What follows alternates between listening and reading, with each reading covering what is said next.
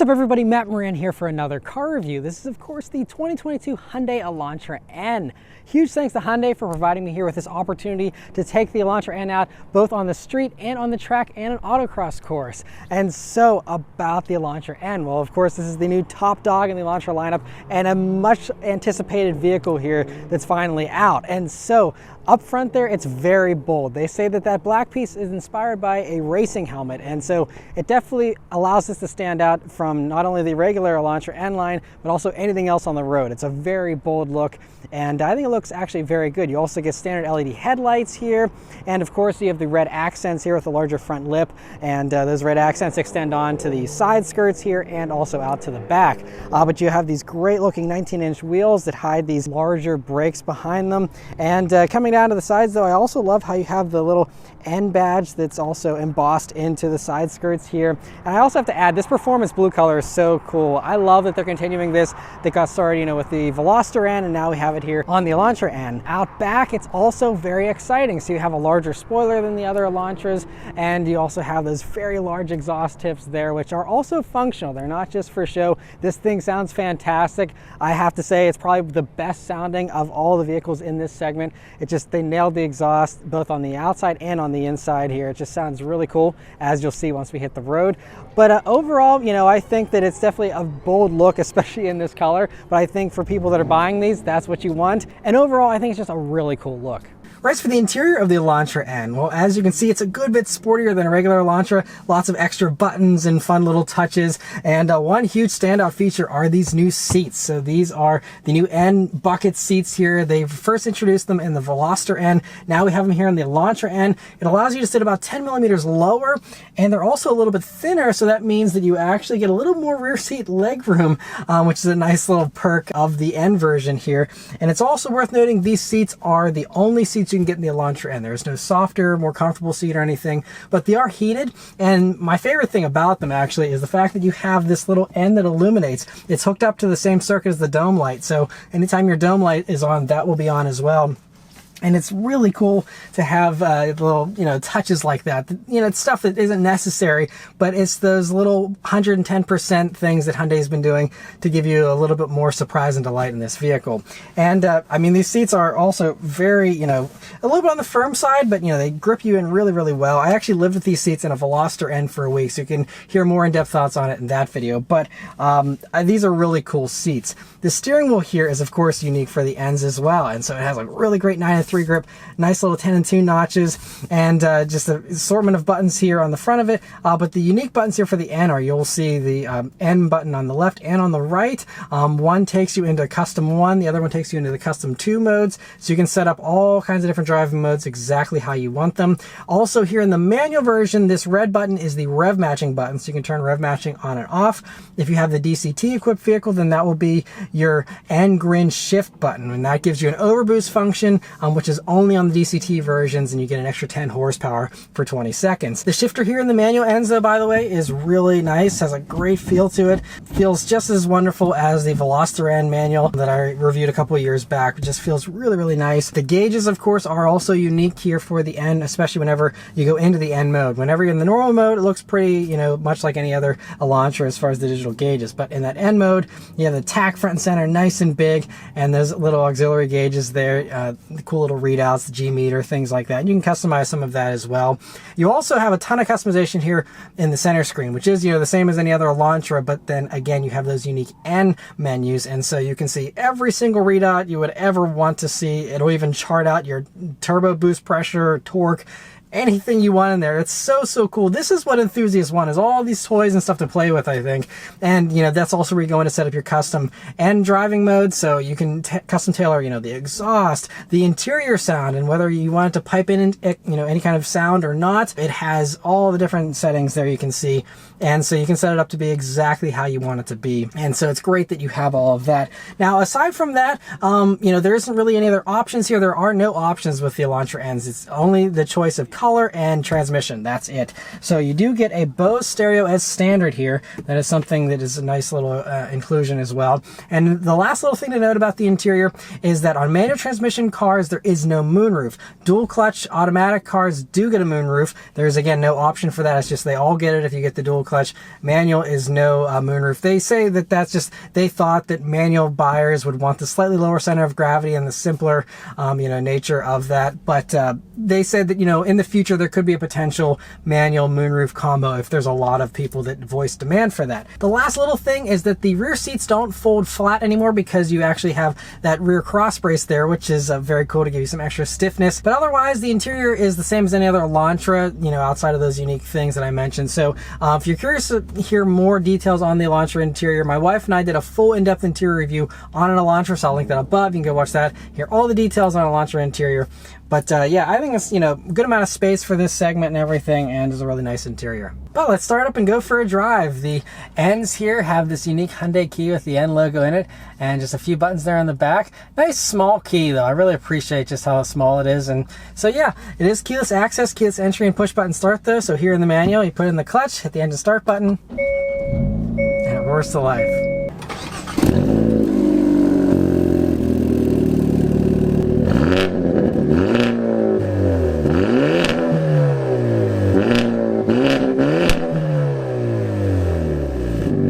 So setting off here in the Elantra N. So I'm starting off here in the DCT version, and this is just a short little drive loop on the street here, so I'm not going to have a ton of time to get in-depth impressions. That'll have to wait for a press car review.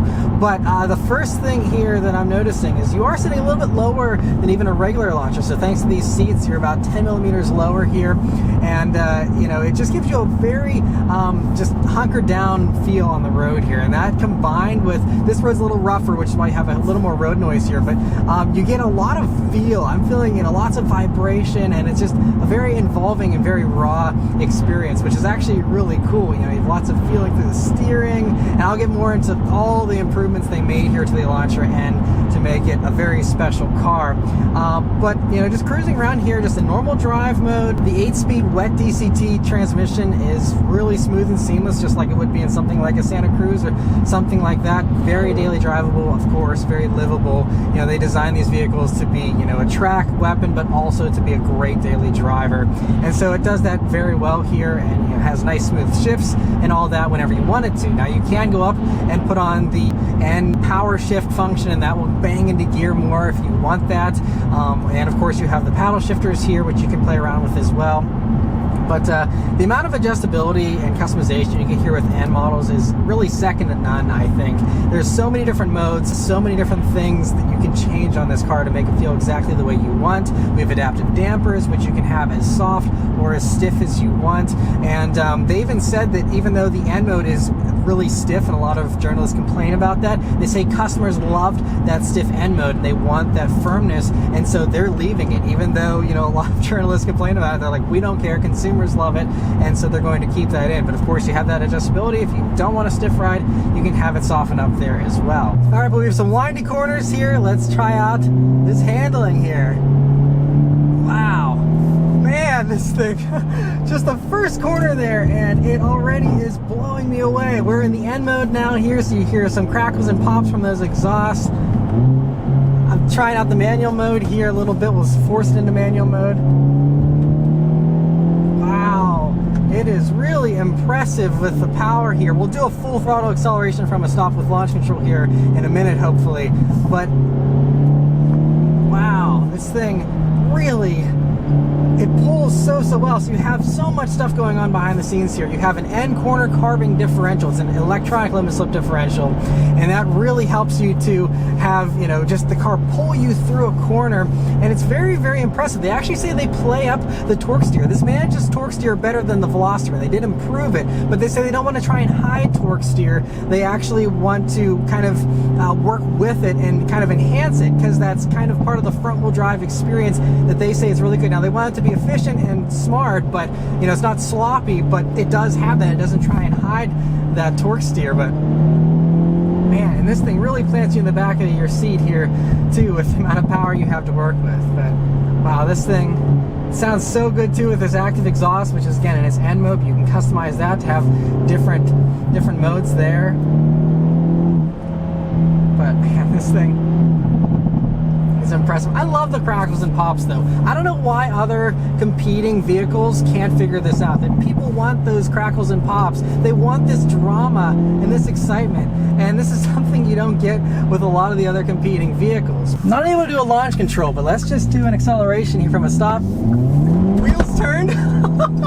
Man, it's skipping and sliding all over the place in the front end there. But man, this thing flies. Wow. Honestly, it feels faster than the Veloster N. Now, you do get a little bit more power than the Veloster N, so it's a bigger turbo on this 2-liter turbocharged 4-cylinder.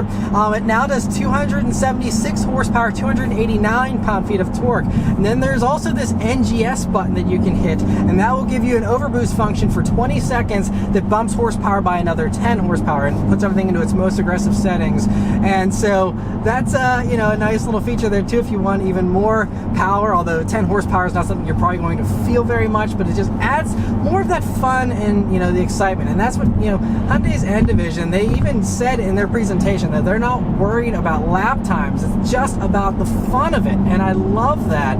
And so yeah, this thing is definitely fun. There's no wondering about that. It is hands down far more exciting than honestly even like a Civic Type R. Civic Type R, yes, has more power, but this has so much more fun. This puts a smile on my face way more just for the exhaust alone, but also the drama of everything else here. It's just so cool. But a few other little things. So the Elantra N is also the first model and the only model currently to be on the next generation platform, which allowed them to do a few new enhancements beyond what you get on the Veloster N and even the new Kona N, which is also still on the older platform. So with the new platform here, you have an integrated drive axle, which they actually took from their WRC rally car and incorporated here into this. And so that does a bunch of really cool stuff behind the scenes. And so, you know, you have things like that. You also have the wider tires. So you have 245 wide Michelin Pilot Sport 4S tires here instead of the 235 Pirellis you had previously on Veloster N, and also that's what you get on Kona N, again, because of that older platform. This is the only one to get the wider tires. And, you know, today is a little bit of a, you know, cooler day here in Northern California. So, you know, I'm sure on hotter days it put the power down a little bit better, but I love that wheel spin and that drama and that fun. And so even if it, you know, does tons of wheel spin, no matter what the circumstances are, I welcome it. I think that's awesome. And here in N mode, you know, I just went over, that's a little bit of a bumpier road now, and you definitely feel the bumps a little bit more. But I think, again, that adds that fun, and if you're someone who wants that, you have it. If you don't want it, you know, you can go back into the other modes, and you're totally fine to have, you know, a smoother ride and still have, you know, really good handling. So it's not like it softens it up to worsen the handling, really. And so it's all about whatever you want here in this vehicle, and, you know, dialing into whatever, you know, your mood is. There's also these custom sounds that you can do within the drive mode, too. You can turn it off completely if you don't want any sound piped into the cabin, but you can have it like this is sporty. Sounds good. There's high performance. A little bit more. And then there's even a TCR race mode here. And that actually sounds like a totally different engine, honestly. It sounds more like a rally car. It's just so cool. I mean, you still get the awesome exhaust sounds, and you get the crackles and the pops and stuff if you want, but like now with this mode, you know, it doesn't do that. So you can kind of custom tailor the exhaust and everything. It sounds so cool though. I love that you can actually change it that much. That's awesome. But then you can, you know, go ahead and put it right back into the normal N mode. Get the crackles and the pops again. I love this. And the manual shifts, by the way, are really snappy. Totally immediate. Feel really, really good, and I praised that already in my Veloster N DCT review. You know, it was just as good in that, and I had an actual week to live with that car, get more in-depth thoughts on it. But yeah, I love all the little toys they have here in this. And so it is worth noting that only the DCT version gets all the toys that you see here with you know, the NGS mode, all that kind of stuff, which, by the way, we haven't tried that out. We got to try out the NGS mode here. It kind of bangs into gear there, takes off really nicely. Man, can do that NGS mode as often as you want. You only have to give it 40 seconds to cool down, and then you can go right back and do it again. And so that's awesome as well. But man, I mean, everything just feels so good here. You know, steering feels so sharp and quick and precise. You also have a rack-mounted power steering unit, so it gives you really great feel. These also feel nice and light too. The curb weight here with the DCT is only 3,296 pounds. It's about 110 pounds heavier here for the dual clutch over the manual transmission version, which comes in, you know, just under 3,200 pounds. They also get a moonroof here, so that is also part of why it's heavier for the dual clutch version. You don't get a moonroof in the manuals, so that adds some of it as well. But I mean, this power, it comes on a little bit sooner. You have a broader power band with this new turbo, but it really still kind of gives you a nice old school kind of punch once you get up over 2,000 RPMs, or in this case, you know, once the DCT springs into action, you know, you have immediate response. It just feels really, really good. But yes, so that is the end of my little street drive here in the DCT Elantra. I'm gonna go ahead and, you know, try it out on the track and the autocross, as well as hopefully trying a manual later. But yeah, this thing. Oh, I love this thing. So I only had time to do one 4-lap session, unfortunately. So that included a warm-up lap, 2 hot laps, and 1 cool-down lap. So this isn't going to be an in-depth track analysis or anything. I was also behind 2 Kona Ns, which aren't quite as good on track, and I'll talk about that more in my Kona N review. But so that means I wasn't able to push the Elantra N as much as I would have liked to. But I'll say that the bigger brakes felt plenty strong enough. There was, of course, no fade in my very short little run. Probably the most exciting thing, though, on track in the Elantra N is that it would actually slide the back end if you chucked it into a corner. And so the way they have the suspension tuned, it makes for a lot of fun, and it's a lot more lively than you might be expecting, honestly. The eLSD did a great job putting power down as well, and you could really feel that it was actually clawing away at the pavement for grip coming out of some of the tighter corners there, which was a very cool experience. And again, you could feel it all through the steering, and it just gave the car a very alive feeling on track and a lot more excitement, even though you weren't going blazingly fast or anything. The DCT was also always in the right gear, especially thanks to that N-Track Sense shift mode. And so I didn't even have to mess with shifting. It just was always perfect with the automatic setting there. And the whole car just felt fully capable and like ready for anything I threw at it. And it was just a ton of fun to track.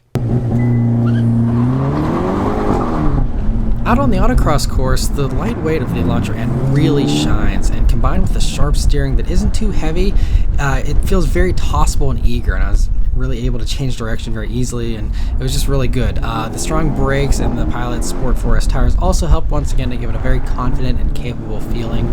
And on this course at least, the manual actually seemed to be the better choice, because you could actually leave it in second gear the whole time thanks to the wider ratios and the strong power that, even if you were slightly out of peak boost there, coming out of the very beginning of a corner, it came on very quickly, so that second gear was the best to just leave it in. The DCT had to keep shifting back and forth a good bit with its shorter ratios. I didn't try manual mode, but again, because it's just you have shorter ratios there, you're going to have to shift around a little bit more with the DCT. Obviously that will come down to the type of autocross course that you're on, but just an interesting thing to note there, you might have an advantage with the manual out on the autocross tracks. But regardless, both cars were still a blast on the autocross course. All right, so now we're in the manual. Let's go for an acceleration. Here we go.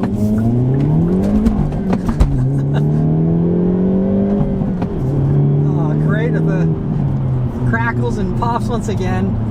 Feels really good. Obviously, you're going to have a more intense experience in the dual clutch transmission just because of, it's going to have quicker shifts. You also have the NGS mode, all that stuff with the DCT going on behind the scenes to make it quicker.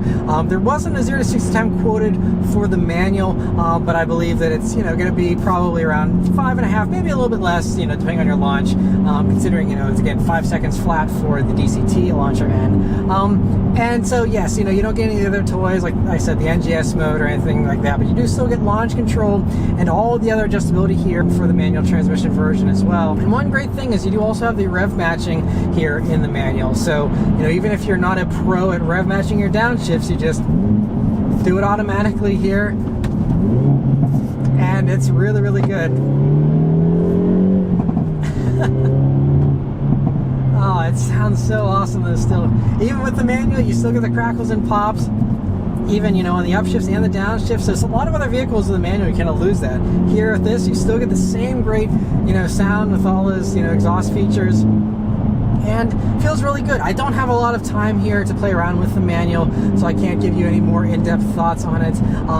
But, you know, I would say that, you know, yes, it's going to be a little bit slower than the automatic, but I think it's awesome they're just offering a manual transmission still. I think that we should support it. And so if you are someone that doesn't have a grueling commute, I highly recommend going for the manual. It's just so involving, and this is just such a nice, easy manual. The clutch is nice and easy to use.